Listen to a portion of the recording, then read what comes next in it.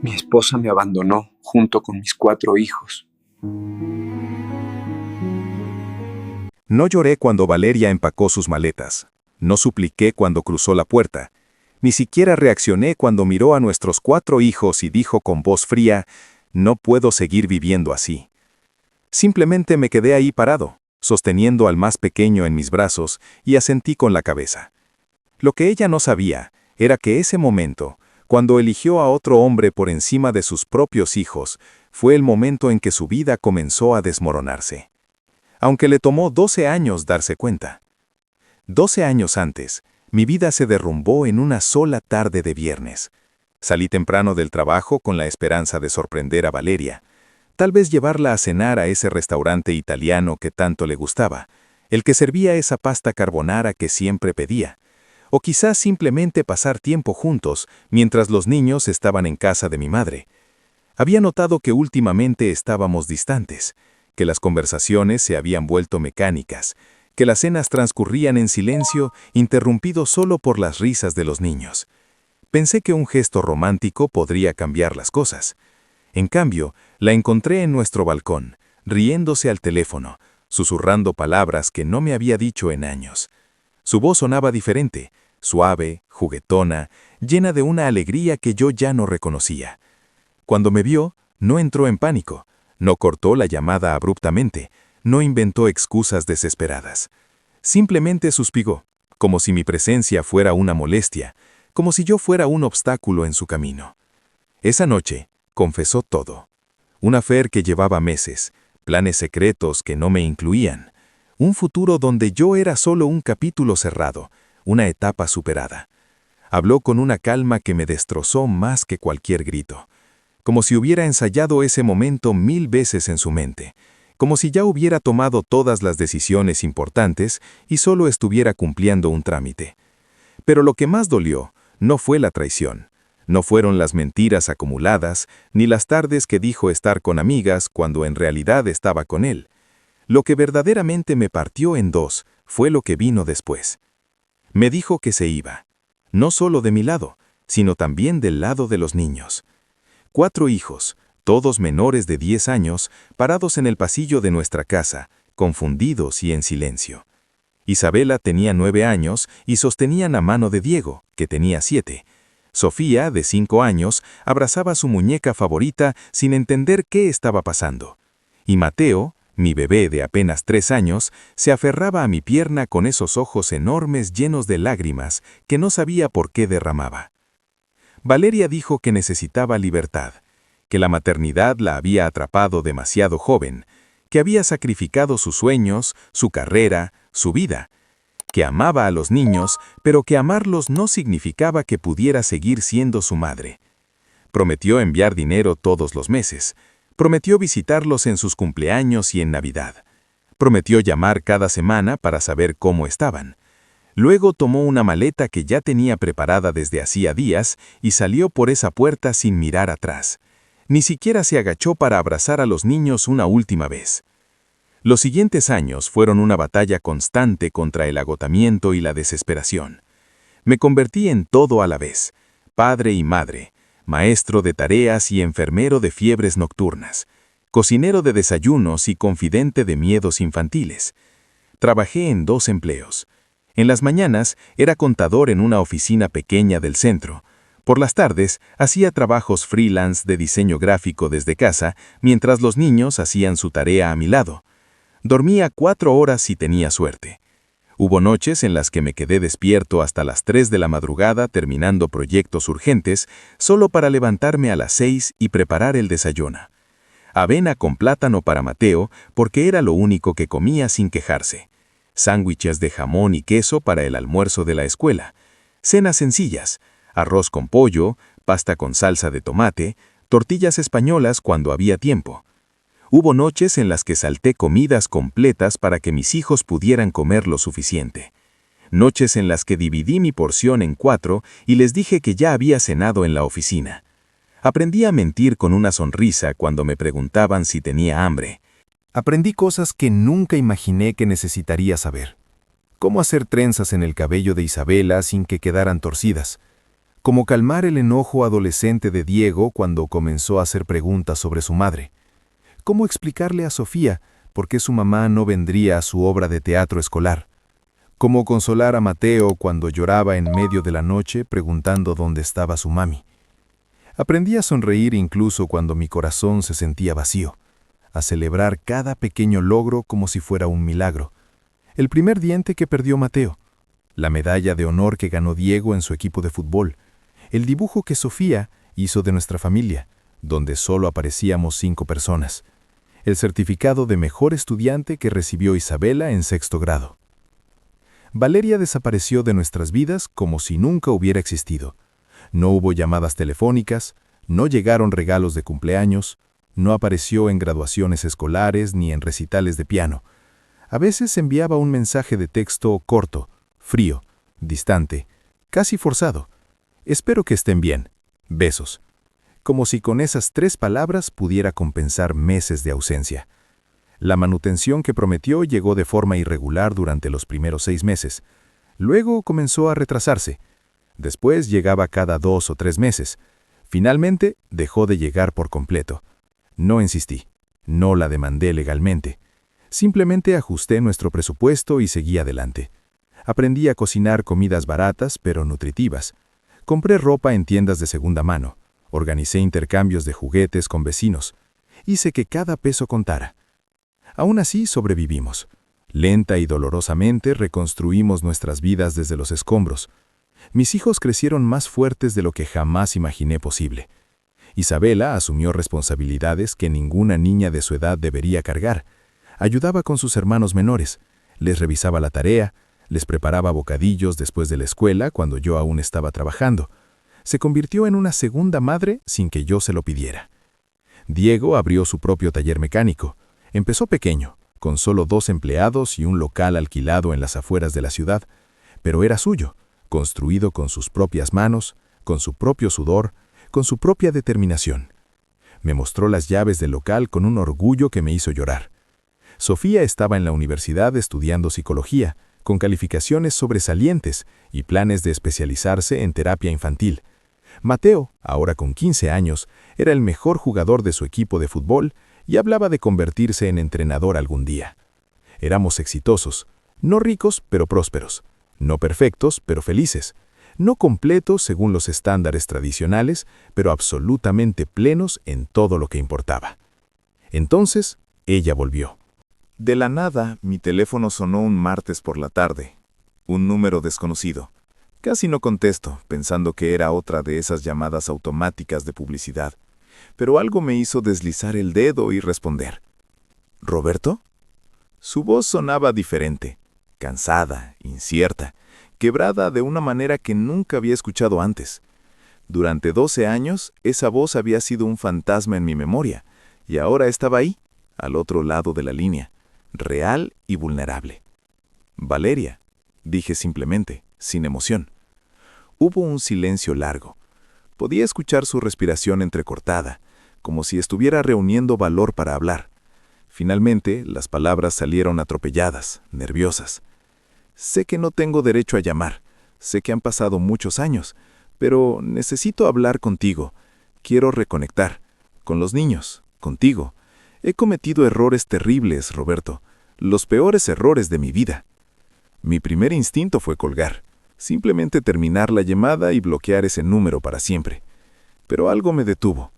Tal vez era curiosidad, tal vez era la necesidad de cerrar un capítulo que llevaba 12 años abierto, o tal vez, en el fondo de mi corazón, quería que mis hijos tuvieran la oportunidad de decidir por sí mismos. ¿Qué quieres, Valeria?, pregunté con una voz más calmada de lo que me sentía. Quiero verlos, conocerlos, ver en quiénes se han convertido. He estado pensando mucho y necesito intentar arreglar lo que rompí. Por favor, Roberto, solo una oportunidad. No le respondí de inmediato. Le dije que hablaría con los niños, que ellos tenían voz y voto en esta decisión. Ya no eran los pequeños confundidos que se quedaron parados en el pasillo aquella noche. Eran adultos jóvenes con sus propias opiniones, sus propias heridas, sus propias decisiones que tomar. Esa noche reuní a mis 4 hijos en la sala. Isabela acababa de llegar del hospital donde hacía su residencia. Diego olía a aceite de motor y traía manchas en sus jeans de trabajo. Sofía cerró su laptop donde estaba escribiendo un ensayo. Mateo pausó el partido de fútbol que estaba viendo en la televisión. Su madre llamó, dije sin rodeos. Quiere vernos, dice que quiere reconectar. El silencio que siguió fue denso, pesado. Cada uno de ellos procesó la información a su manera.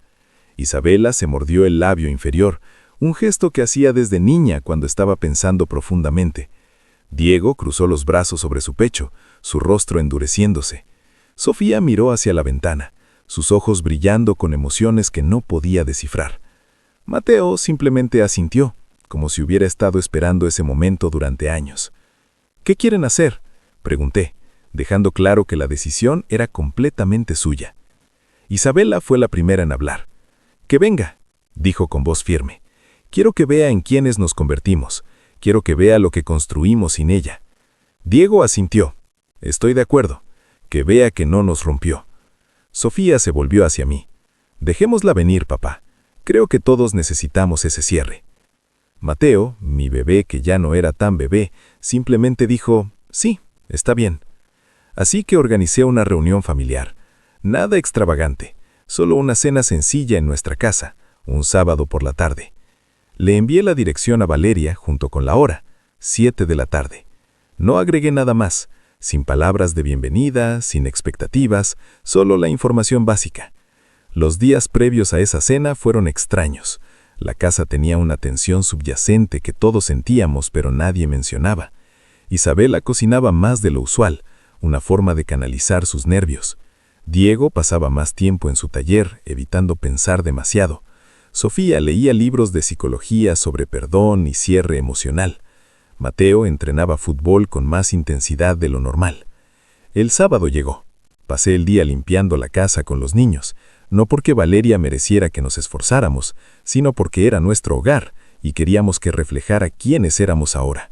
Queríamos que viera que habíamos prosperado, que habíamos construido algo hermoso de las cenizas que ella dejó atrás. Isabela preparó lasaña, el mismo platillo que solía hacer los domingos cuando era adolescente y quería ayudarme en la cocina. Diego trajo vino de una bodega local que le había recomendado un cliente. Sofía puso la mesa con servilletas de tela que habíamos comprado en nuestro último cumpleaños familiar. Mateo organizó las fotografías en la repisa de la sala. Fotos de graduaciones, cumpleaños, navidades, momentos que ella se había perdido. A las 7:03 de la tarde, el timbre sonó. Abrí la puerta y allí estaba ella, Valeria. Pero no la mujer que había salido por esa misma puerta 12 años atrás. Aquella Valeria tenía los ojos brillantes, llenos de una falsa esperanza y una cruel determinación. Esta Valeria tenía ojeras profundas, arrugas que no estaban ahí antes, y una postura encorvada que hablaba de años difíciles. Se quedó congelada en el umbral, sus ojos recorriendo nuestra casa, la sala limpia y acogedora, las fotos en las paredes, el aroma a lasaña recién horneada, la mesa puesta con cuidado, las risas que venían de la cocina donde Sofía le contaba un chiste a Mateo. No era la familia rota que esperaba encontrar. No había desesperación, no había caos, no había resentimiento visible, solo había calidez, estabilidad y una felicidad genuina que claramente no la incluía. «Adelante», dije simplemente, haciéndome a un lado. Ella entró despacio, casi con miedo, como si temiera que el piso fuera a derrumbarse bajo sus pies. Los niños salieron de la cocina uno por uno. Valeria apenas los reconoció. Isabela ya no era la niña de 9 años con coletas desparejas. Era una mujer segura de sí misma, con una bata de médico doblada sobre su brazo y un estetoscopio asomando de su bolso. Diego ya no era el niño tímido que se escondía detrás de mí. Era un hombre de complexión fuerte, con manos callosas de trabajar con metal y una mirada directa que no se desviaba. Sofía ya no era la pequeña que abrazaba muñecas. Era una joven universitaria con libros bajo el brazo y una inteligencia afilada en sus ojos.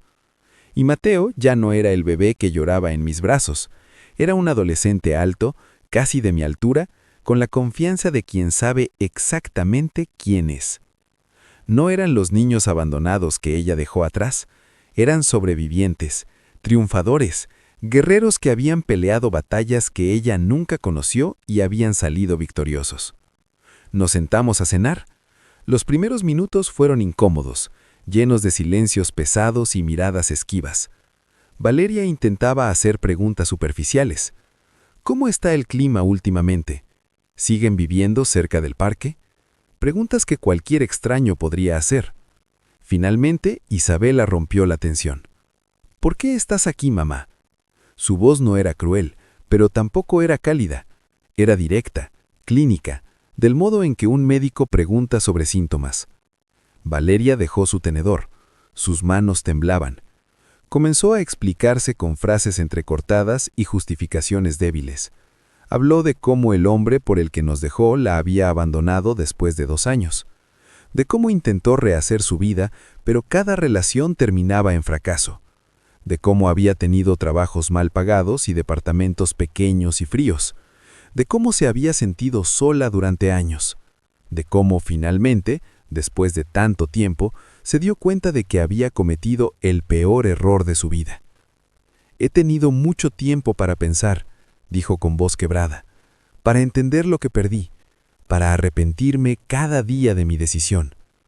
Luego dijo algo que cambió toda la dinámica de la conversación. «Pensé que estarían luchando», admitió en voz baja, casi avergonzada. «Pensé que tal vez me necesitarían». La habitación se quedó en silencio absoluto. Podía escuchar el reloj de pared marcando los segundos, ese tic-tac que parecía más fuerte de lo normal. Fue entonces cuando Mateo, mi hijo menor, se puso de pie lentamente. Con ojos calmados y una voz firme que no había escuchado antes, dijo algo que nos dejó a todos sin hálito. «Te necesitamos hace 12 años, mamá. Ya no». El silencio que siguió fue ensordecedor. Valeria lo miró como si la hubiera abofeteado. Sus ojos se llenaron de lágrimas que comenzaron a rodar por sus mejillas. Isabela continuó, su voz profesional, pero no sin emoción. «Te perdonamos hace mucho tiempo, mamá.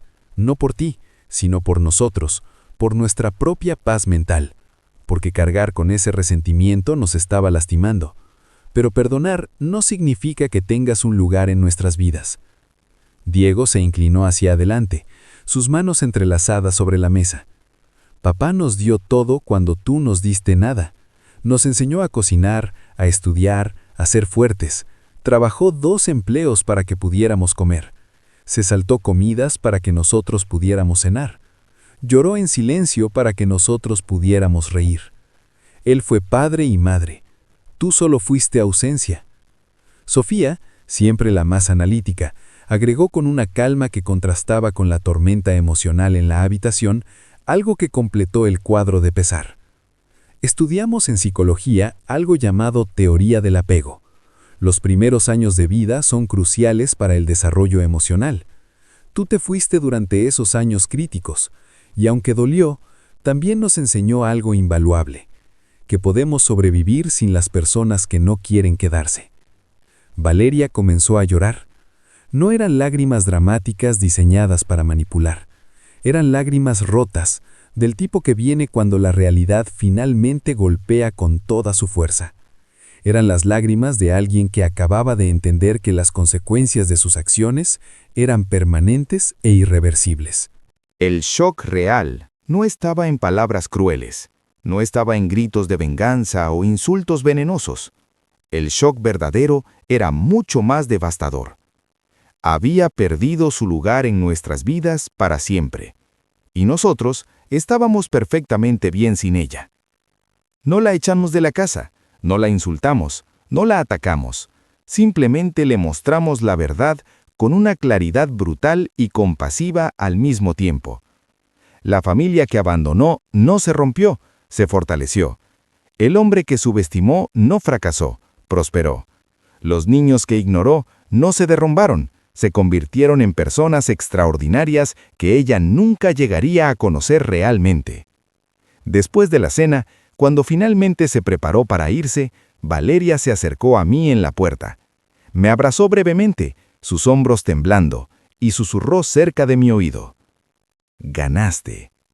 Sacudí la cabeza suavemente, dando un paso atrás para mirarla a los ojos. No, dije en voz baja pero firme. Los niños ganaron. Ellos son los verdaderos ganadores de esta historia. Cerré la puerta lentamente, no con rabia, no con triunfo, solo con la paz de quien sabe que hizo todo lo posible con lo que tenía. Mientras regresaba a la sala, donde mis 4 hijos me esperaban con sonrisas cansadas pero aliviadas, me di cuenta de algo profundamente poderoso. A veces la venganza más grande no es la destrucción, no es lastimar a quien te lastimó, no es humillar a quien te humilló. La venganza más grande es el éxito. Es la dignidad mantenida incluso en los momentos más oscuros.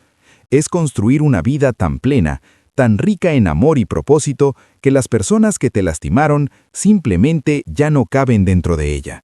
No porque los hayas excluido deliberadamente, sino porque creciste tanto que ellos se quedaron pequeños en comparación. Esa noche, después de que todos se fueron a dormir, me senté en el patio trasero mirando las estrellas. Pensé en todos esos años, en las noches sin dormir, en las comidas saltadas, en las lágrimas escondidas, en los miedos silenciosos de no ser suficiente. Pero también pensé en las graduaciones, en las risas, en las cenas donde todos hablaban al mismo tiempo, en los abrazos largos, en las victorias pequeñas y grandes, en la familia inquebrantable que construimos juntos. Y supe, con una certeza que llenaba cada célula de mi cuerpo, que había valido la pena. Cada sacrificio, cada noche difícil, cada momento de duda. Porque al final, no solo sobrevivimos, florecimos. Y eso era todo lo que siempre necesité.